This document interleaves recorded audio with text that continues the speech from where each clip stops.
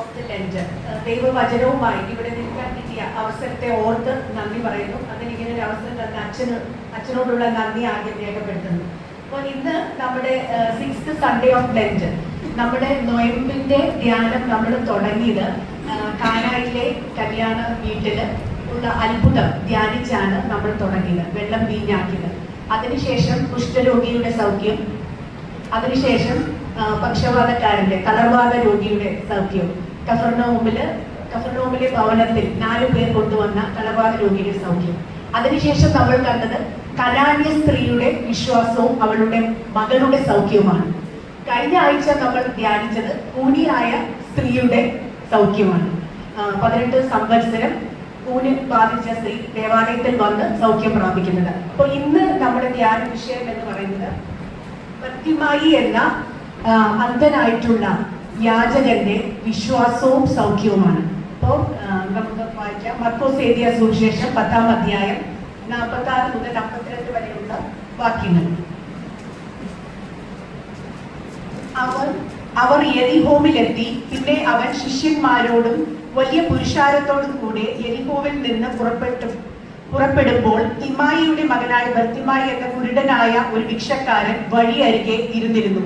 നസ്രായനായ യേശുവേ എന്ന് കേട്ടിട്ട് അവൻ ദാവീദ് പുത്ര യേശുവേ, എന്നോട് കരുണ തോന്നണമേ എന്ന് നിലവിളിച്ചു തുടങ്ങി. മിണ്ടാതിരിപ്പാൻ പലരും അവനെ ശാസിച്ചിട്ടും ദാവീദ് പുത്ര എന്നോട് കരുണ തോന്നണമേ എന്ന് അവൻ ഏറ്റവും അധികം നിലവിളിച്ചു പറഞ്ഞു. അപ്പോൾ യേശു നിന്ന് അവനെ വിളിപ്പീൻ എന്ന് പറഞ്ഞു. ധൈര്യപ്പെടുക, എഴുന്നേൽക്ക, നിന്നെ വിളിക്കുന്നു എന്ന് അവർ പറഞ്ഞു. കുരുടനെ വിളിച്ചു. അവൻ തന്നെ പുതപ്പിട്ട് കളഞ്ഞ് ചാടി എഴുന്നേറ്റ് യേശുവിന്റെ അടുക്കൽ വന്നു. യേശു അവനോട്, ഞാൻ നിനക്ക് എന്തു ചെയ്ത് തരണമേ എന്ന് നീ ഇച്ഛിക്കുന്നു എന്ന് ചോദിച്ചതിന്, റബ്ബൂനി, എനിക്ക് കാഴ്ച പ്രാപിക്കണമെന്ന് കുരുടൻ അവനോട് പറഞ്ഞു. യേശു അവനോട്, പോക, നിന്റെ വിശ്വാസം നിന്നെ രക്ഷിച്ചിരിക്കുന്നു എന്ന് പറഞ്ഞു. ഉടനെ അവൻ കാഴ്ച പ്രാപിച്ച് യാത്രയിൽ അവനെ അനുഗമിച്ചു. നമുക്ക് പ്രാർത്ഥിക്കാം. സർവാധിപനും സർവശക്തനും അത്യുന്നതനും മരണമില്ലാത്തവരുമായ ഞങ്ങളുടെ ദൈവമേ, കർത്താവെ, ഇത്രത്തോളം ഞങ്ങളെ വഴി നടത്തിയതിനായി സ്തുതിക്കുന്നു. ഞങ്ങൾക്ക് വീണ്ടും ഒരു ദിവസം അങ്ങേ ആരാധിക്കാനും മഹത്വപ്പെടുത്താനും കിട്ടിയ അവസരത്തെ ഓർത്ത് നന്ദി പറയുന്നു. ദൈവമായ കർത്താവെ, ഞങ്ങളുടെ വിശ്വാസങ്ങൾ സൗഖ്യയാത്രകളാകണമേ. ദൈവമായ കർത്താവെ, ഞങ്ങൾ വികാരത്തോടുകൂടി പ്രവർത്തിക്കാതെ വിവേകത്തോടു കൂടി പ്രവർത്തിക്കാനും ചിന്തിക്കാനും അനുഗ്രഹിക്കണമേ. ഞങ്ങളുടെ കുറവുകളെ നിറവുകളാക്കുന്ന ദൈവമേ, ഞങ്ങളുടെ ഈ നിമിഷം ദൈവത്തിന്റെ ഈ വചന വായന, ഈ ധ്യാനം ഒരു അനുഗ്രഹമാകണമേ. ഞങ്ങളെ എല്ലാവരെയും യേശുവെ അനുഗ്രഹിക്കണേ. എല്ലാം യേശുവിന്റെ നാമത്തിൽ അപേക്ഷിച്ച് കൃപയോടെ കേൾക്കണമേ. ആമേൻ. അപ്പോൾ ഇന്ന് നമ്മള് ഈ ബർത്തിമായി എന്ന കുരുടൻ യാചകൻ ആ സൗഖ്യവും വിശ്വാസത്തിലൂടെ അദ്ദേഹത്തിന്റെ വിശ്വാസത്തിന്റെ 4 ചിന്തകൾ അല്ലെങ്കിൽ 4 ഭാവങ്ങൾ, 4 ദർശനങ്ങൾ, 4 തോട്ട്സ് ആണ് ഞാൻ നിങ്ങളോട് ഷെയർ ചെയ്യാൻ ആഗ്രഹിക്കുന്നത്. ആദ്യത്തെ തോട്ട് എന്ന് പറഞ്ഞാൽ കൺവിൻസ്ഡ് ഫെയ്ത്ത് എന്നാണ്, അതായത് ബോധ്യപ്പെട്ട വിശ്വാസം. അപ്പോ ഇതില് കുരുടനായിട്ടുള്ള ബർത്തിമായിക്ക് ഒരു ബോധ്യമുണ്ടായിരുന്നു, അതായത് നസ്രായനായ ദാവീദ് പുത്ര യേശുവെ എന്നെ സൗഖ്യമാക്കണേ എന്നാണ്. അപ്പൊ യേശു ആരായിരുന്നു എന്നുള്ളത് വഴിയരികിൽ ഒരു ഭിക്ഷക്കാരൻ, ഒരു യാചകനായിട്ട് കിടക്കുകയാണെങ്കിലും ബർത്തിമായി എന്ന കുരുടന് അറിയാമായിരുന്നു. അതുകൊണ്ടാണ് കൂടെ നടന്നവർക്ക് കിട്ടാത്ത വിശ്വാസം വഴിയരികിൽ കിടന്ന ബർത്തിമായിക്ക് ലഭിച്ചു. പൂർണ്ണ ബോധ്യമുണ്ടായിരുന്നു. അപ്പൊ നമ്മൾ വെറുതെ ദേവാലയത്തിലിരിക്കുകയും വെറുതെ പ്രാർത്ഥിക്കുകയും വെറുതെ കുമ്പസാരത്തിൽ ഇരിക്കുകയും അതുപോലെ തന്നെ വെറുതെ കുർബാന സ്വീകരിക്കുകയും വെറുതെ നോയമ്പ് ആചരിക്കുകയും ചെയ്യാതെ പൂർണ്ണ മനസ്സോടുകൂടി, പൂർണ്ണ ആത്മാവോടുകൂടി, പൂർണ്ണ ഹൃദയത്തോടു കൂടി ദൈവത്തെ ആരാധിക്കുകയും സേവിക്കുകയും മഹത്വപ്പെടുത്തുകയും ചെയ്യുമ്പോഴാണ് നമ്മുടെ വിശ്വാസം സൗഖ്യത്തിലോട്ട് എത്തുന്നത്. അപ്പൊ ഒന്നാമത്തെ ചിന്ത എന്ന് പറയുന്നത് ബോധ്യം, കൺവിൻസ്ഡ് ഫെയ്ത്ത് ആണ്. രണ്ടാമത്തെ ഒരു ചിന്ത ഈ ബർത്തിമായിയുടെ വിശ്വാസത്തിലൂടെ നമുക്ക് ലഭിക്കുന്നത് കോൺകറിംഗ് ഫെയ്ത്ത് എന്നാണ്. കോൺകറിംഗ് എന്ന് പറഞ്ഞാൽ ജയിക്കുന്ന വിശ്വാസം. അതായത് പുരുഷാരം, യേശുക്രിസ്തുവിന്റെ ഈ യെരിഹോം യാത്ര എന്ന് പറയുന്നത്, യെരിഹോം എന്ന് പറയുന്ന ശപിക്കപ്പെട്ട ഒരു നഗരം എന്നാണ്. ഇപ്പോ ബർത്തിമായി എന്ന് പറയുന്നത് തിമായിയുടെ മകൻ ബർത്തിമായി. തിമായി എന്ന് പറഞ്ഞാൽ അശുദ്ധൻ. അപ്പോൾ യെരിഹോം എന്ന് പറഞ്ഞാൽ തള്ളപ്പെട്ട, ശപിക്കപ്പെട്ട, ഉപേക്ഷിക്കപ്പെട്ടവരുടെ ഒരു നഗരം. അപ്പൊ അങ്ങനെയുള്ള ഒരു നഗരത്തിൽ നിന്ന് ജെറൂസലേമിലേക്കുള്ള ഒരു യാത്രയാണ് ഇവിടെ ചിത്രീകരിച്ചിരിക്കുന്നത്. അപ്പോൾ ഇതില് ജെറൂസലേമിലേക്കുള്ള അവസാന യാത്ര എന്ന് പറഞ്ഞാൽ കുരിശ് മരണം, സഹനം, പീഡനങ്ങളുടെ യാത്ര.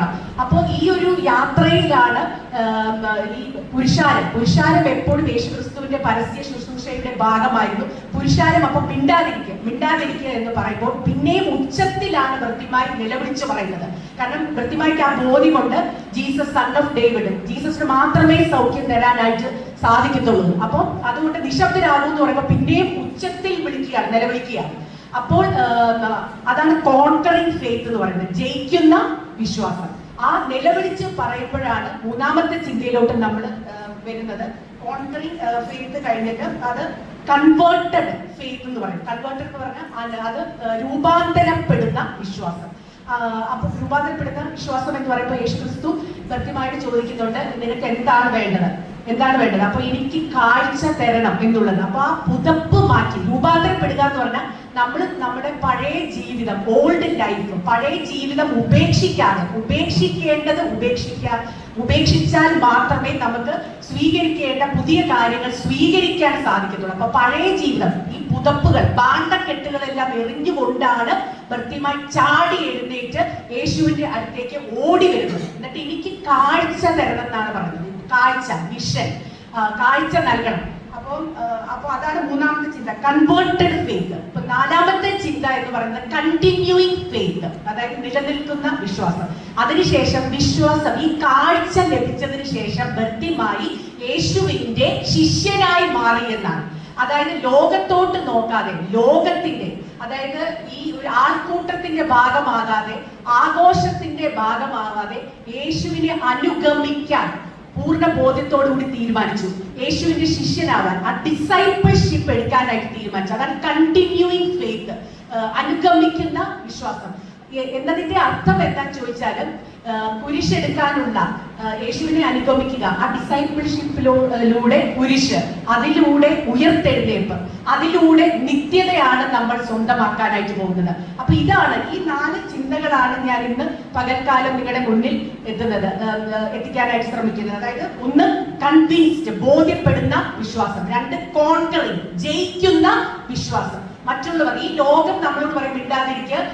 അപ്പൊ ഒന്നുകൂടെ ഉച്ചത്തിൽ ആ ഒരു വിശ്വാസമാണ് ദൈവം, യേശുവേ ദാവീദ് പുത്ര എന്നോട് കരുണ തോന്നണമേ എന്നുള്ള വിശ്വാസമാണ് സൗഖ്യത്തിലേക്ക് നയിക്കുന്നത്. അപ്പൊ നമ്മുടെ വിശ്വാസവും ഒക്കെ എന്തുകൊണ്ട് ജയിക്കുന്നില്ല? നമ്മളൊക്കെ പല സന്ദേശങ്ങളൊക്കെ കേട്ട് തടക്കവും പഴക്കവും ഒക്കെ വന്ന് തഴമ്പ് ബാധിച്ചിരിക്കുന്നത് കൊണ്ടാണ് നമ്മുടെ വിശ്വാസമൊക്കെ സൗഖ്യത്തിലോട്ട് എത്താറുള്ളത്. അപ്പൊ ഇന്ന് നമുക്കൊരു അനലൈസ് ചെയ്യാനുള്ള ഒരു ചിന്തയാണ്.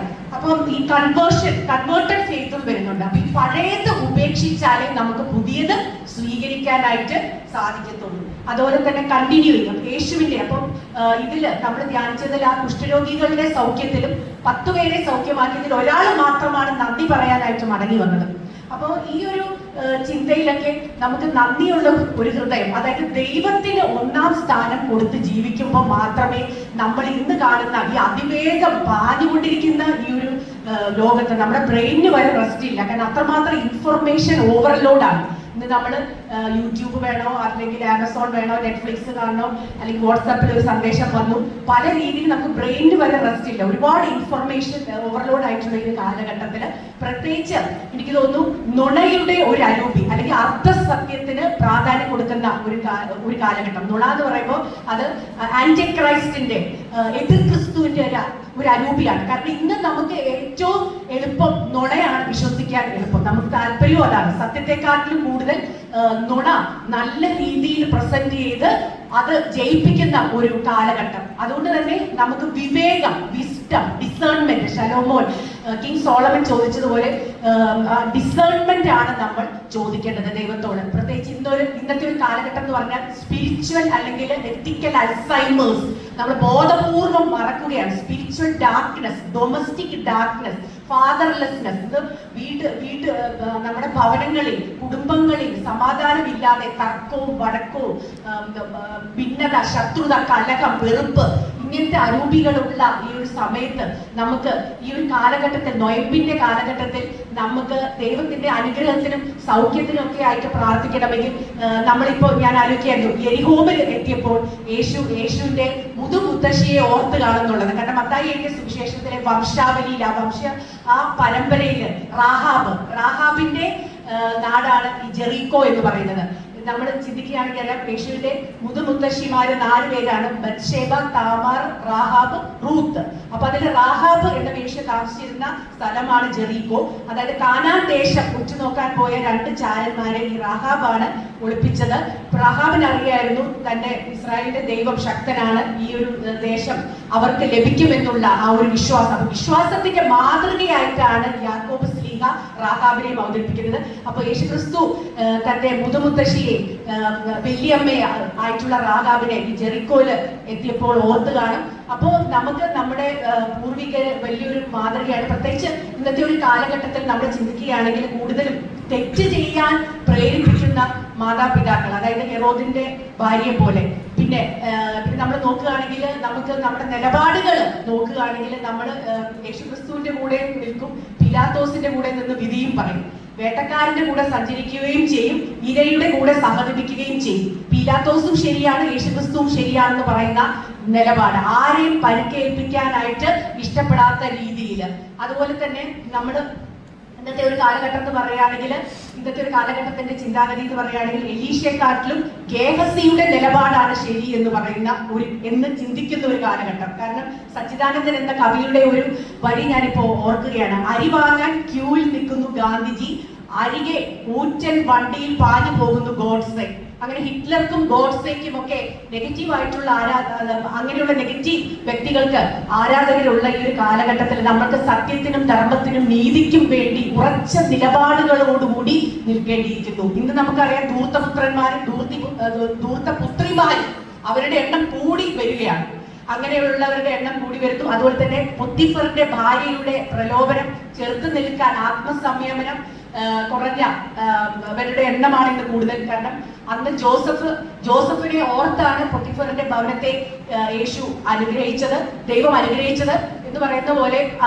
അങ്ങനെ ആത്മസംയമനം കുറഞ്ഞവരുടെ എണ്ണം കൂടുകയാണ്. അപ്പോൾ ഇന്ന് നമുക്ക് കുടുംബത്തിന്റെ ഭദ്രത, ഐക്യം, അതൊക്കെ നമുക്ക് വേണമെങ്കിൽ നമ്മൾ പുരുഷനെ നോക്കിയാണ് യാത്ര ചെയ്യേണ്ടത്. കാരണം ഞാൻ ആലോചിക്കായിരുന്നു, നമ്മൾ തിയോളജി ഗൈനക്കോളജി പ്രകാരം നമ്മൾ തലകുത്തിയാണ് ഭൂമിയിലോട്ട് വന്നത്. നമ്മൾ മരിക്കുമ്പോൾ തല ചായച്ചു പോകുന്നു. അതിന്റെ ഇടയിൽ ഇങ്ങനെ തല ഉയർത്തി നിൽക്കാൻ സാധിക്കുന്നുണ്ടെങ്കിൽ തീർച്ചയായിട്ടും അത് വലിയൊരു ദൈവത്തിന്റെ കൃപയും ദാനവും മാത്രമാണ്.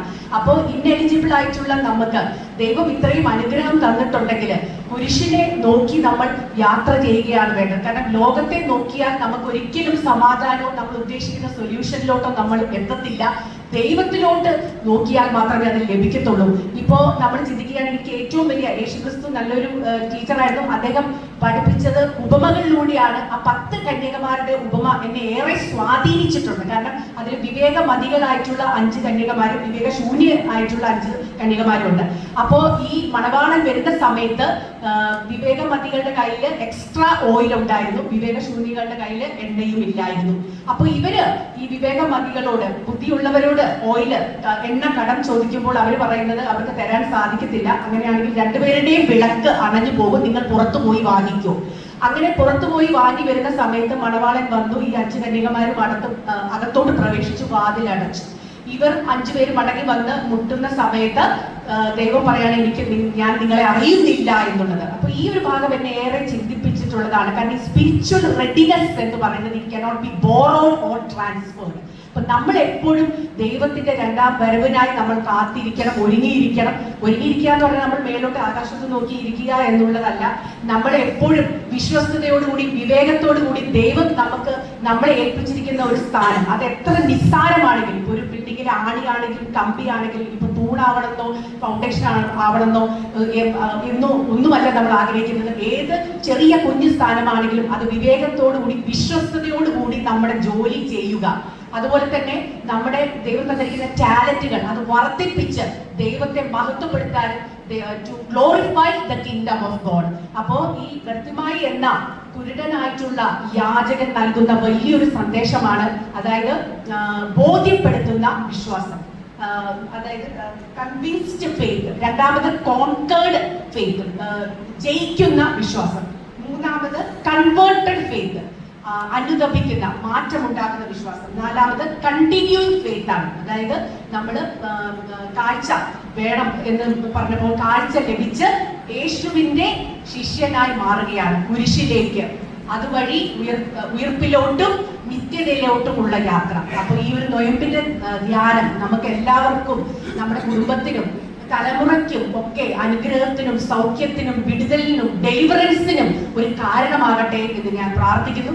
ദൈവം നിങ്ങളെ എല്ലാവരെയും, ഇന്നിവിടെ കൂടിയിരിക്കുന്ന എല്ലാവരെയും, വരാൻ സാധിക്കാത്ത എല്ലാവരെയും പ്രാർത്ഥനയിൽ ഓർത്തുകൊണ്ട് ദൈവത്തിന്റെ സംരക്ഷണത്താൽ പൊതിഞ്ഞ് എല്ലാവർക്കും ശക്തമായ അനുഗ്രഹം ദൈവം നൽകട്ടെ എന്ന് ഞാൻ പ്രാർത്ഥിക്കുന്നു. നന്ദി.